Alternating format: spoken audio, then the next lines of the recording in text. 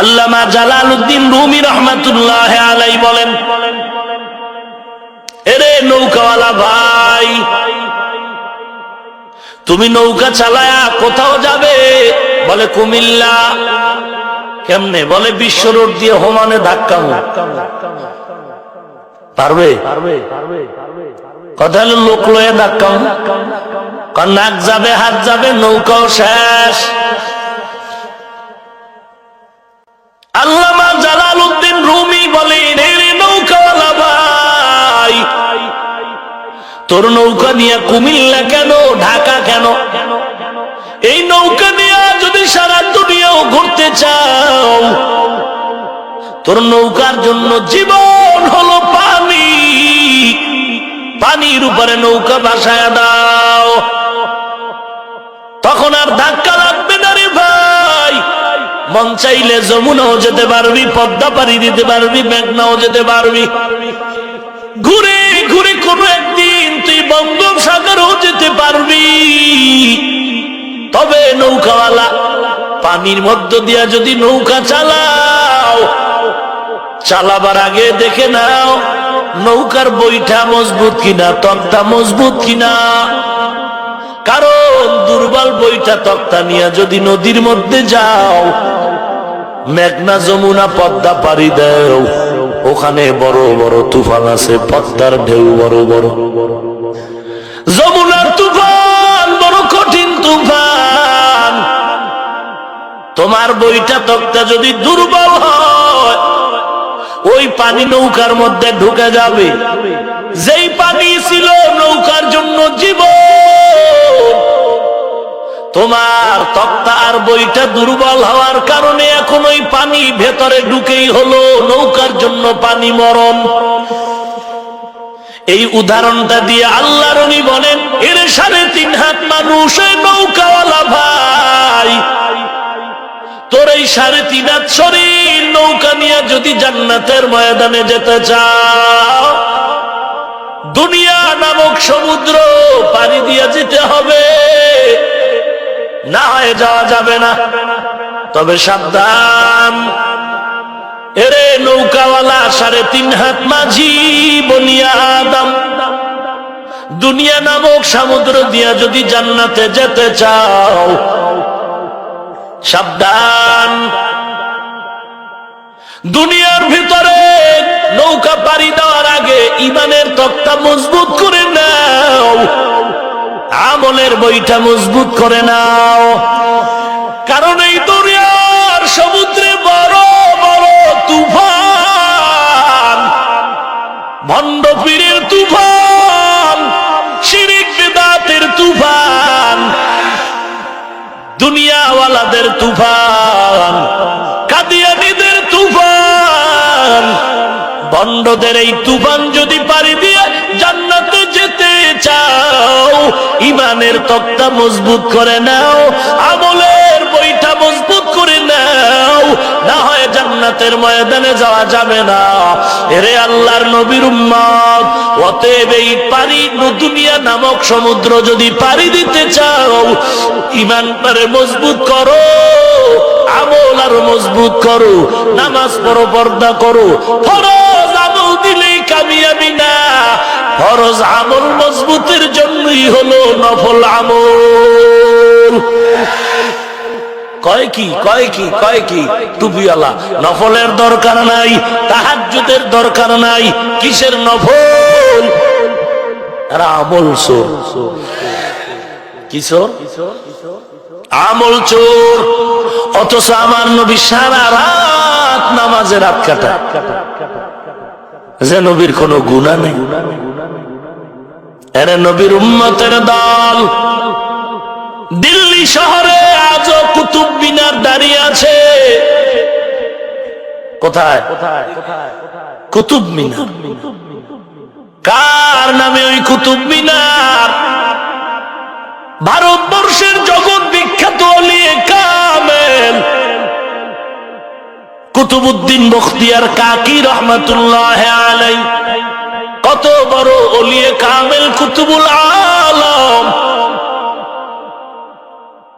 হাফিজুর রহমান খালি আল্লাহওয়ালার কিচ্ছা কাহিনী বলে। তো তোর সমস্যা কি? আল্লাহওয়ালার কাহিনীতে মানুষ বিড়িটা না আগের তুলনায় বাড়ায় দিছে।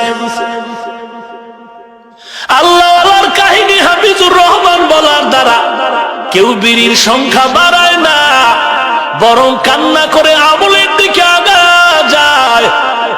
অতএব এই কিস্সা বলতে বাধা নাই। যারা বিরোধিতা করে এরা আমল চোর।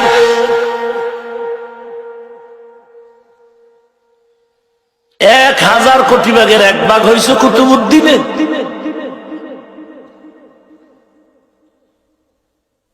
কসাসুল আউয়ালিন মাওয়াইজুল আখিরিন, অতীতের ইতিহাস বর্তমান মানুষের জন্য মহা উপদেশ।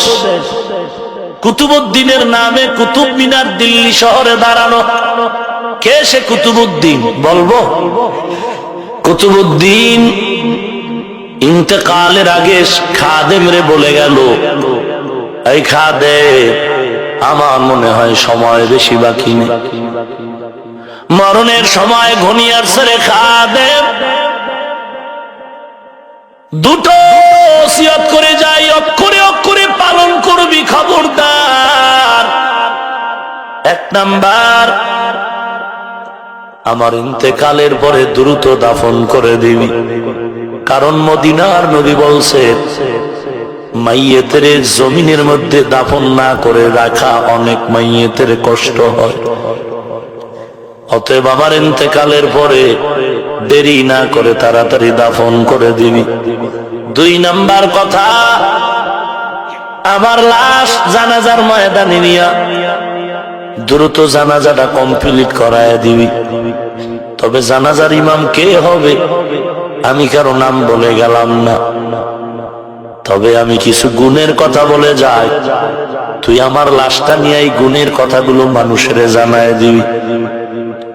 4টা গুণের কথা বলে যাই রে খাদেম। এই 4 গুণওয়ালা মানুষ যদি ময়দানে থাকে আমার জানাজা সে পড়াবে, যদি না থাকে আমার জানাজা যেন কেউ এই 4 গুণ ছাড়া পড়াতে না আসে। আল্লাহর ওলি একেবারে অবুঝের মতো বলেননি, তিনি অবশ্যই কিছুটা বুঝছে। এই 4 গুণওয়ালা মানুষ এই জমিনে আছে। ভাইরা আমার, আল্লাহ যে বান্দাকে কত ভালোবাসেন সারা জিন্দেগি বয়ান করলে শেষ করা যাবে না। কিন্তু তার 1 কোটি ভাগের 1 ভাগ মানুষ আল্লাহকে ভালোবাসি না। মেজাজ গরম হয়ে গেলে, উল্টা পাল্টা হলে মানুষ আল্লাহকেও গালি দেয়। মুসা নবীকে আল্লাহ এই ফেরাউন আমার কম জানান জ্বালায়, তুমি পারো না ঠাডা দিয়ে মারতে? 1 মিনিট লাগে, বলে 1 সেকেন্ডও লাগে না। তাহলে এই ফেরাউন আমারে কত জ্বালান জ্বালাইলো, কেন মারো না? আল্লাহ বলেন, মুসা ফেরাউনের বানাইছে কে? তুই না, আল্লাহ আপনি। ওরে খানা দেয় কে? আল্লাহ আপনি। ওর চলার শক্তি কে দিয়েছে? ও আল্লাহ আপনি। এরে মুসা শুনে নাও, যেই বান্দাকে বানাইলাম আমি, আমার দেওয়া পানি, আমার দেওয়া সূর্যের আলো, আমার দেওয়া নিয়ামত খাইয়া আমি আল্লাহকে গালি দেয়, বলো মুসা সেই বেঈমান তোমারে কেন দিবে না? কথা বুঝেন?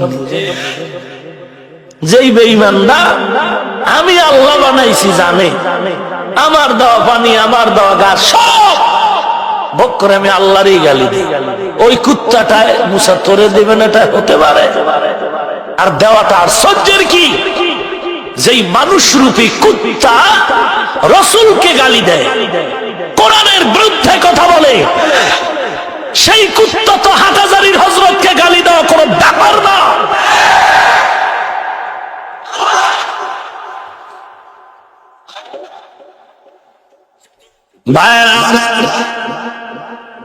কুতুবউদ্দিন ডেকে বলে, ওরে খাদেম, দেরি না করে জানাজা পড়ায় দিবা, তবে জানাজা যিনি পড়াবে 4টা গুণ লাগবে। কয়টা গুণ? 4 গুণের ভেতর একটা গুণ। আসরের 4 রাকাত ফরজ নামাজের আগে আরো 4 রাকাত সুন্নত জীবনে যার ছুটে নাই, যেটা পড়লে সওয়াব, না পড়লে গুনাহ নেই। কুতুবউদ্দিন বলে রে খাদেম, আমার জানাজার ইমাম যিনি হবেন তার 4টা গুণ লাগবে। এর মধ্যে একটা গুণ, আসরের 4 রাকাত ফরজের আগে আরো 4 রাকাত কি আছে? এই সুন্নত যার জীবনে ছুটে না। আর তুমি সুন্নত জবাই করে কও আমি মহা আশিক, বাটপার। আল্লাহ হেদায়েত দান করুন। নবীজির একটা সুন্নতের জন্য জীবন দিয়ে দিছে, আর তুমি ম্যাডামের জন্য জীবন দাও, সুন্নত জবাই হয়। হোক গায়ে টুপি পরো না কেন?